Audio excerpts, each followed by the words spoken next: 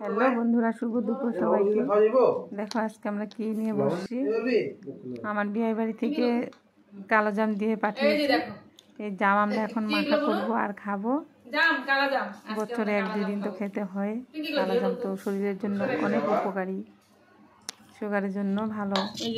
আর এমনিও কালো জাম রক্তের জন্য ভালো, রক্ত পরিষ্কার করে। যাই হোক, বানালাম সবাই মিলে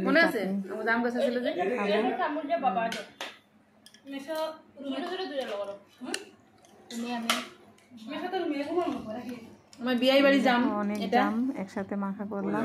বিয়ে বাড়ি বিয়ে পাঠিয়েছি।